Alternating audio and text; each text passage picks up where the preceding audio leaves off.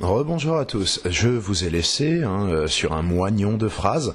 En raison de soucis techniques, mon PC et mon logiciel que j'utilise pour faire les diapos visiblement ne s'entendent plus et refusent de mixer jusqu'au bout sans faire sauter le PC lui-même. Donc visiblement il y a conflit. Espérons que Laurent Fabius va prendre fait et cause pour l'un des deux et venir avec une disqueuse couper mon PC en deux, en supposant bien sûr que ça fonctionnera bien mieux après et que c'est la meilleure chose à faire. Donc je prenais congé en partie 93F en vous recommandant de bien vous agripper au sommet de vos boîtes crâniennes car les médias mainstream patrouillent avec leur ouvre-boîte et leurs aspirateurs à cervelle réglés en puissance tornado. Je disais donc qu'en Syrie, la France, entre autres, a fait son choix depuis longtemps d'armer la SL alors même qu'il subsistait officiellement encore des doutes sur le camp qui était donc responsable de l'utilisation de gaz sarin, patati patata, les armes chimiques. Bon, eh bien aujourd'hui, là, ou avant-hier, si j'arrive pas à venir à bout de cette vidéo dans un temps raisonnable, toujours pour ces raisons techniques, eh bien aujourd'hui, 10 juin 2013, le Royaume-Uni est désormais très réticent à l'idée de fournir des armes aux rebelles syriens. C'est officiel. Peut-être que eux, ils ont analysé la question sur la base du fait que les rebelles syriens, c'est pas dans les poumons dont on est certain qu'ils avaient du gaz sarin, mais que c'est dans les poches. Je répète, la Turquie, pourtant opposée à Bachar al-Assad, a arrêté des rebelles syriens qui transportaient du gaz sarin. Et c'est une info certaine, et non pas qui fait l'objet d'un réseau de présomptions de plus en plus convergentes et gna gna gna gna gna. Eh bien, au Royaume-Uni, visiblement, ça, ou alors c'est la vidéo du pique-nique d'Hannibal Lecter en vacances en Syrie, ça leur a fait trop. Donc, n'en doutons pas. La fatwa que Laurent Fabius a lancée sur Bachar al-Assad, quoi qu'il en coûte à la Syrie, ne sera pas levée pour autant, parce qu'en la matière, l'histoire nous a montré que c'est pas parce qu'on a mis le pied dedans qu'on doit pas y mettre les mains et la tronche en plus. Donc je vous parlais de la Turquie, où visiblement la situation reste tendue, bloquée, où Erdogan prévient que sa patience a des limites. Qu'est-ce que je soulignais ? Que Erdogan allait peut-être changer d'avis quant au bienfait d'une telle déstabilisation dans son propre pays, puisqu'a priori ça lui convenait amplement en Syrie. Donc moi je croyais pas si bien dire. Voilà le président turc qui reprend exactement le vocable et les arguments des leaders arabes morts ou qui ont maintenant le point rouge sur la tête. Donc selon lui, ces événements sont dus à une déstabilisation dont l'origine est aussi bien intérieure qu'extérieure. Il y aurait 7 pays impliqués dans cette déstabilisation de la Turquie. Donc complot des ennemis de la Turquie contre le gouvernement légitime de Turquie, autoritaire sûrement, mais légitime il me semble. Et quoi ?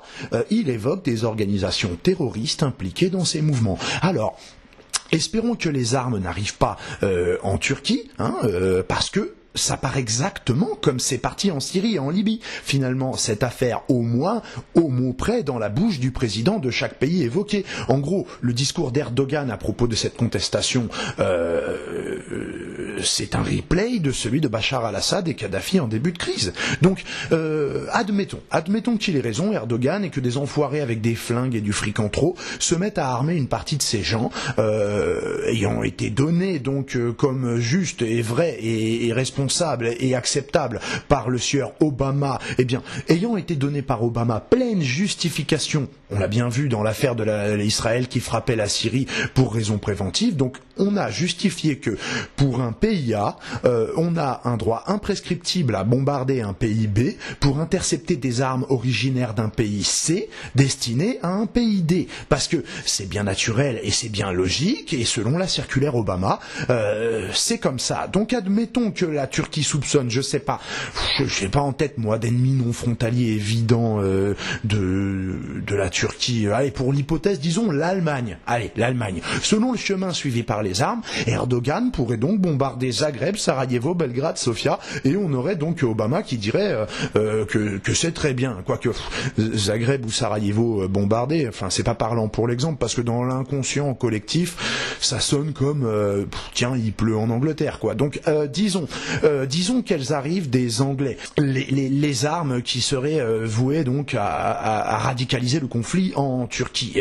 Je sais pas pourquoi les Anglais, comme ils fourguent pas d'armes à la SL et qu'ils en fabriquent pourtant certainement à la chaîne, il faut bien qu'ils les sortent de l'usine et qu'ils les foutent quelque part, sinon ça déborde l'usine. Et au bout d'un moment, on peut même plus rentrer ou sortir pour faire quoi que ce soit. Ça continue de produire et ça dégouline de flingues, de missiles et de munitions à en faire céder le bâtiment tout entier. Donc, tout comme Bibi Fogg bombarde la Syrie pour intercepter des flingues venant d'ailleurs, destinés à ailleurs, Erdogan pourrait bombarder la France, la Belgique, à moins que la circulaire d'Obama ne s'applique qu'à un ou deux pays précis dans le monde. Mais je peux pas le croire que ce soit l'hypocrisie et qu'il s'agisse d'un deux poids deux mesures. Attends, le mec il est prix Nobel de la paix ou de beau gosse attitude, j'en sais rien, je sais même plus. Normalement, il défend un monde civilisé avec des règles élémentaires observables pour tous. Je me suis pas trompé, donc. Tiens, toujours à propos de la Syrie, parallèlement, les médias continuent de nous parler de fondamentalisme islamiste en France, au hasard d'un article alarmiste quant à la menace terroriste méraïste reliée au tréfonds de l'internet, etc.,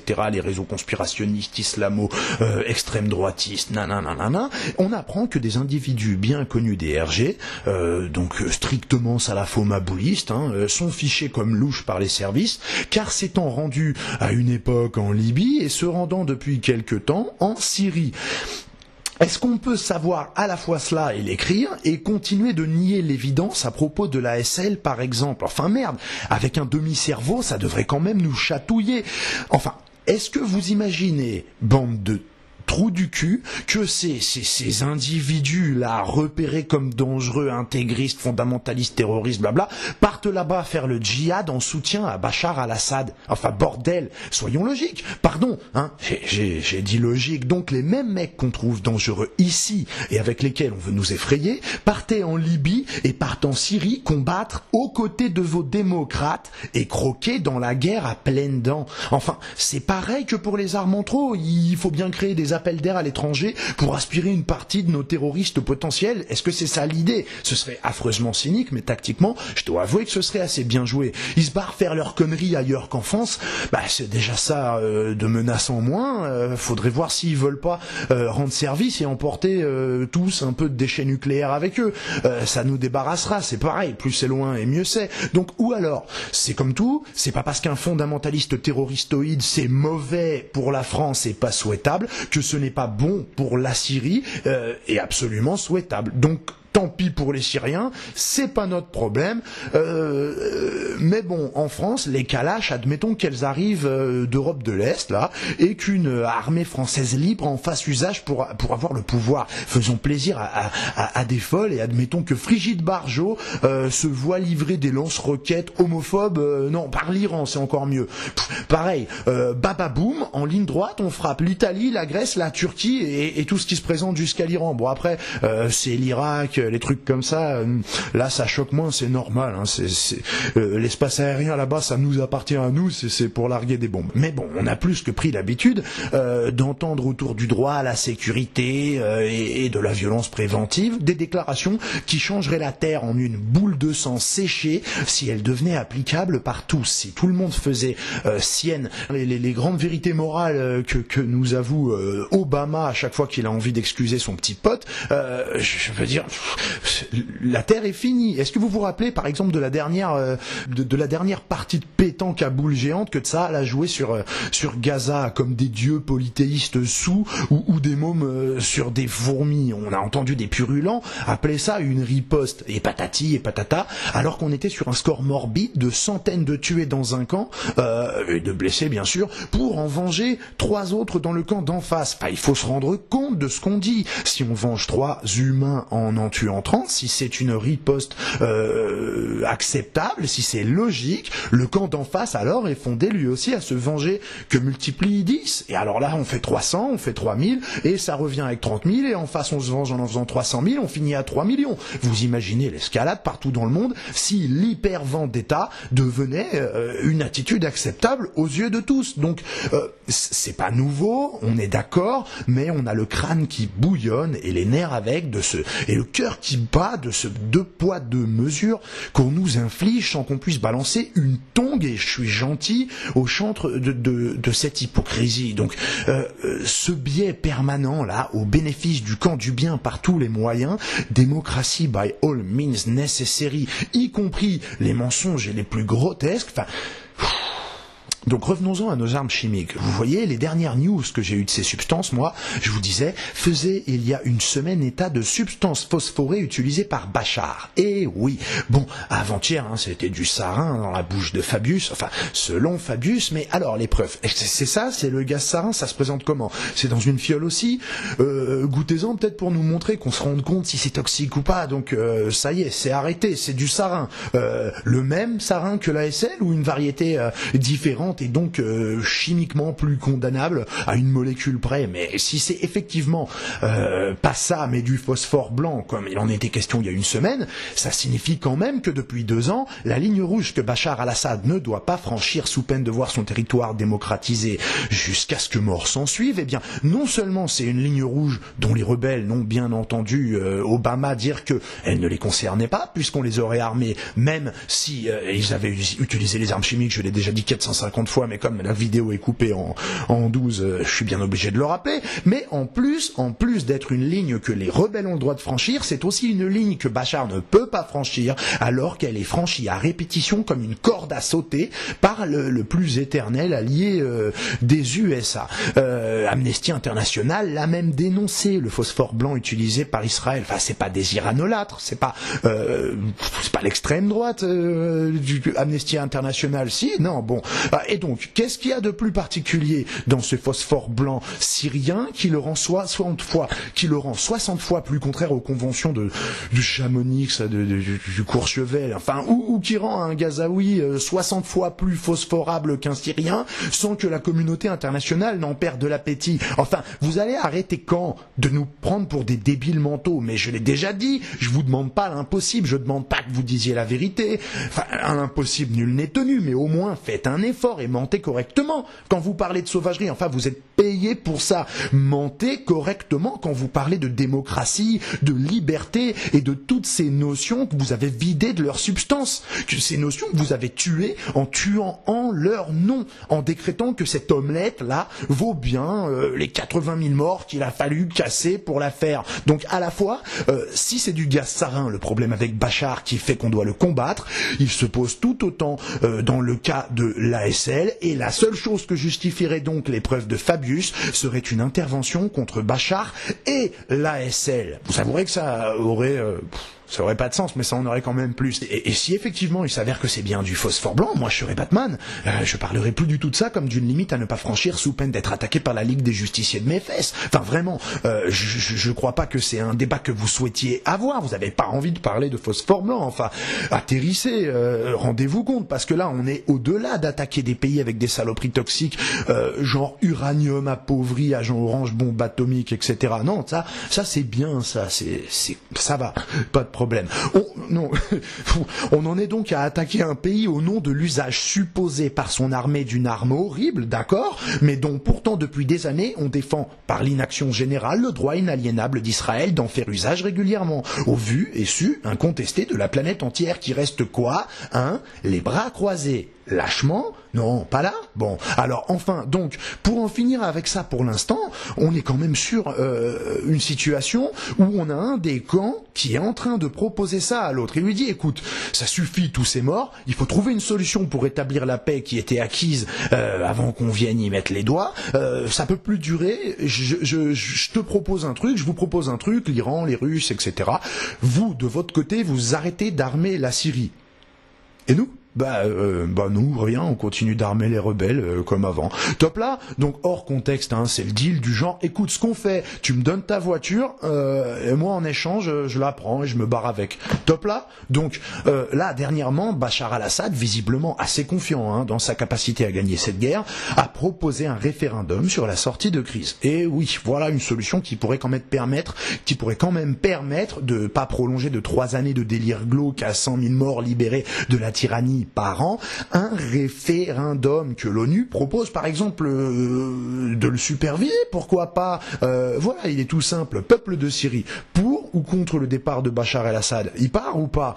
Oui, non. Comme ça, les héros de bureau pourront s'occuper de leurs fesses, retourner à leurs occupations et s'abstenir aussi, pourquoi pas, de dépenser l'argent qu'on n'a pas mais qu'on doit quand même à diverses pompes afriques et qu'on est même obligé d'emprunter parce qu'on estime qu'il n'y a pas assez de guerre dans le monde, qu'il en faut une de plus à cet endroit-là précisément parce que ça nous amuse. Donc pour clore la vidéo, je répète que la solution, elle est d'une simplicité enfantine. Maintenant, il le propose donc un référendum, que l'ONU fasse gaffe quand même, si elle fait ça en toute impartialité, en toute sécurité, en toute inviolabilité, avec de superbes machines à vote électronique, qu'on fasse quand même gaffe qu'elles aient pas un vieux bug qui nous donne George W. Bush comme nouveau président de la Syrie, parce que ça pourrait arriver, on sait jamais, on est le camp de la démocratie, on pourrait pas se permettre un truc pareil, Bon, je crois que je vais m'arrêter là. Tout ça est ridicule, tout ça est morbide, tout ça est déprimant. On l'a vu, il peut y avoir des cannibales en plus des brigades de mon cul qui déclarent leur allégeance à Al-Qaïda et détiennent des otages de l'ONU. Ça les arrête pas. On peut avoir ici là 2 voyants qui clignotent rouge, cannibalisme et Al-Qaïda. Enfin, je veux dire, mais quelle espèce de bâtard mange une autre personne? Enfin, je sais bien qu'on voit des tas d'autres choses horribles, bien entendu, mais c'est quoi qu'on leur a livré là en plus des flingues? C'est la nouvelle drogue, les sels de bain là, le gros sel, le truc qui... mais bon, c'est bon, continue. Bon appétit, vive la démocratie. Tu veux du ketchup? Donc oui, les flingues, c'est plus possible pour les Anglais, mais nous, ça tient toujours. Si tu les veux, on te les donne. Donc, allez, armons-les tous, ça va bien se passer. Et au pire, s'il s'avère que c'est des fondamentalistes qui feront comme les talibans en leur temps, qu'on a finalement un peu transféré. D'ailleurs, ils vont reprendre l'Afghanistan dans pas longtemps, paraît-il. Enfin, il va falloir y retourner, c'est pas mal. Mais à côté de ça, on les installe à la place des dictateurs autoritaires de Libye et de Syrie et d'Irak. Bon, peut-être qu'on peut juste permuter de temps en temps pour chasser les talibans. Au lieu de le tuer, Saddam Hussein, vous le mettez là-bas. Comme ça, les talibans s'installent en Iran et en Irak, et puis vous inversez à nouveau. Peut-être que vous tuerez moins de gens comme ça, ce sera plus simple. Je sais pas. On comprend plus. Enfin, si, on comprend bien. Et comme je le dis, les armes, elles sortent. Vous voyez, c'est une saucisse, elle a pas de fin. Elle sort de leur manufacture à missiles là, et elle a pas de fin, cette saucisse-là. Il faut bien que quelqu'un la mange. Voilà. Donc pour finir,